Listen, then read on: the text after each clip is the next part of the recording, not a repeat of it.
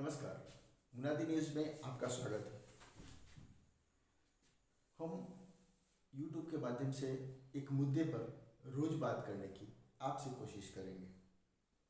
आज का मुद्दा है कि ऑस्ट्रेलिया के अडानी इंटरप्राइजेस के एक कोल प्रोजेक्ट को लोन देने से दुनिया के सभी बड़े बैंकों ने मना कर दिया।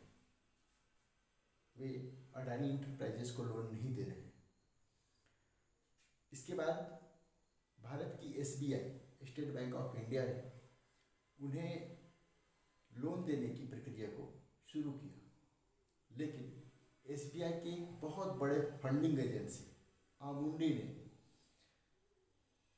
SBI को चेतावनी दी कि वो अडानी इंटरप्राइजेस को कोई लोन न दे। मामला ये है कि ऑस्ट्रेलिया की क्वींसलैंड में अडानी का जो कोल प्रोजेक्ट है, वहाँ के लोग उसका विरोध कर रहे हैं। उनका कहना है कि इस कोल प्रोजेक्ट के चलते वहाँ पर जलवायु परिवर्तन होगा, वहाँ का पर्यावरण खतरे में पड़ जाएगा। मैं आपको बताना चाहता हूँ कि छत्तीसगढ़ के कई ऐसे ज़िले हैं जहाँ पे बहुत सारी संख्या में कोल ब्लॉक्स हैं, और ख़ास करके रायगढ़ का तमनार, जहाँ के बारे में अभी एक हालिया सर्वे द हिंदू में छपी थी, जिसमें ये कहा गया था कि तमनार के जो ट्राइबल्स हैं, भारी संख्या में उनके अंदर सांस की दिक्कतें बढ़ रही हैं, क्योंकि कोल प्रोजेक्ट के कारण और कोल प्रोजेक्ट में उपयोग होने वाली गाड़ियों के कारण जो डस्ट उड़ता है वो सांसों के जरिए लोगों के फेफड़ों तक जा रहा है। क्वींसलैंड के लिए पूरी दुनिया खड़ी है। वो क्वींसलैंड में कोल प्रोजेक्ट शुरू नहीं करने देना चाहती है। वहाँ के 4 प्रदर्शनकारियों जो खेल के मैदान में घुस करके अपनी बात रखते हैं, उनके साथ जब पूरे देश के लोग खड़े, पूरे दुनिया के लोग खड़े हो जाते हैं, बड़े बड़े बैंक्स, HSBC जैसे बैंक, सिटी बैंक जैसे बैंक्स वो खड़े हो जाते हैं, तो क्या तमनार के लिए, परसा के लिए, कोरबा के लिए, झाल के लिए दुनिया खड़ी हो सकती है? लेकिन कुछ लोग हैं जो तमनार के लोगों के साथ खड़े हैं, वहाँ के पर्यावरण के लिए लड़ाइयाँ बहुत दिनों से लड़ रहे हैं। तो उनसे पूछते हैं कि भाई क्वींसलैंड के लिए लोग लड़ सकते हैं तो तमनार के लिए क्यों नहीं लड़ पा रहे हैं? ये आप बताइए भैया कि जो तमनार के लोग, तमनार के पर्यावरण के बारे में इतनी सारी रिपोर्ट्स, ICMR का एक सर्वे है, यहाँ के पर्यावरण को आखिर कैसे ठीक किया जा सकता है, या यहाँ के पर्यावरण संबंधी अधिकारों की बात अंतर्राष्ट्रीय स्तर पे कैसे उठाई जा सकती है? देखिए, सबसे बड़ी बात यह है कि रायगढ़ के हम लोग मुद्दे को तो अपनी तरफ से ये कोशिश करते हैं कि राष्ट्रीय और अंतर्राष्ट्रीय लेवल पर जाएं। अभी विगत करीब 1 हफ्ते पहले हमारी करीब 30-32 जो देश हैं जहां माइनिंग काफ़ी ज़्यादा होती है, वहाँ एक वर्चुअल रैली भी चल रही थी, उसमें संवाद भी चल रहा था जलवायु परिवर्तन को लेके, जिनमें हम लोगों ने काफ़ी गंभीरता से उन मुद्दों को उठाया है और उन लोगों ने इसको माना भी है। पर सबसे बड़ी बात यह है कि हमारे देश की सरकार क्या सोचती है। ये सरकार की जो हमारी मंशा है, सरकार को खनन करने की बिल्कुल जल्दी पड़ी है कि जितना ज़्यादा हो सके अधिक से अधिक यहाँ माइनिंग करके और उसका खनन किया जाए। और एक दूसरी बात हमारे यहाँ ये है कि जो खनन कंपनियाँ हैं, ये बड़े हमारे यहाँ प्रोजेक्ट हैं, ये उद्योगपतियों के साथ साथ इनमें काफ़ी ज़्यादा पैसा हमारे देश के राजनीतिज्ञों का लगा होता है।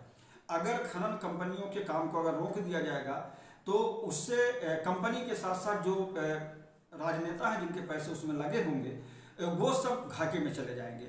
इसलिए हमारे देश के अंदर इस तरीके की कोई नीतियां ही नहीं हैं कि जहां इस तरीके से अपनी ज़रूरत के हिसाब से प्राकृतिक संसाधन का दोहन किया जाए। और मेरा ये मानना कि प्राकृतिक संसाधन केवल हमारा नहीं है, बल्कि आने वाली जो पीढ़ियां हैं उनको भी इन प्राकृतिक संसाधनों की आवश्यकता होगी, और उनका भी उस तरीके की आखिर मुद्दे को बनाने वाले पॉलिटिकल लीडर हो सकते हैं। और फिर पर्यावरण के मुद्दे पर उस तरीके से लोगों की एक तो जागरूकता नहीं है, जानकारी नहीं है।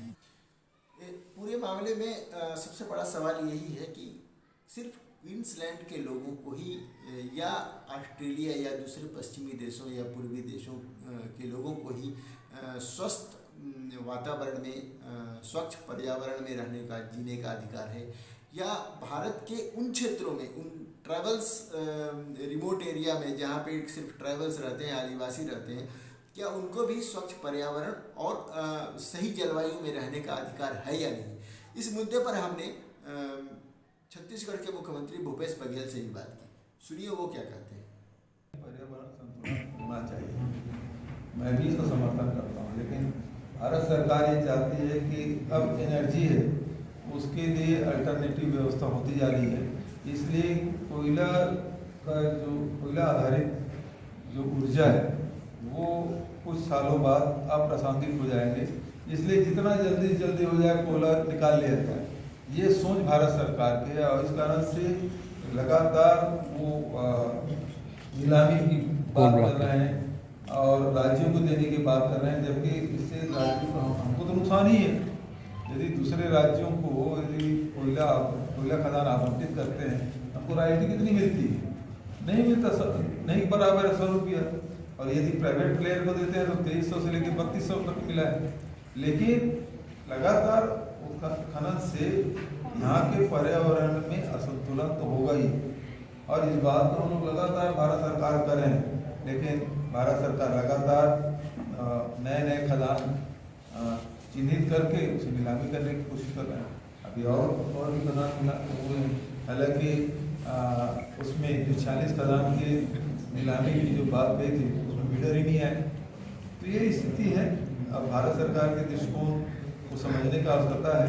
वो तो कहते हैं कि भाई अब ये कोयला है, कोयला आधारित जो पावर प्लांट है वो कुछ दिन बाद आप प्रासंगिक हो जाएंगे, उसके दूसरे और व्यवस्था हो रहे हैं, इसलिए जितना जल्दी हो खोद लो, तो लाने तो पड़ेगा, नहीं तो जब जरूरत पड़ेगी भविष्य में आने वाली पीढ़ियों को तो उसको उपयोग कर लेंगे।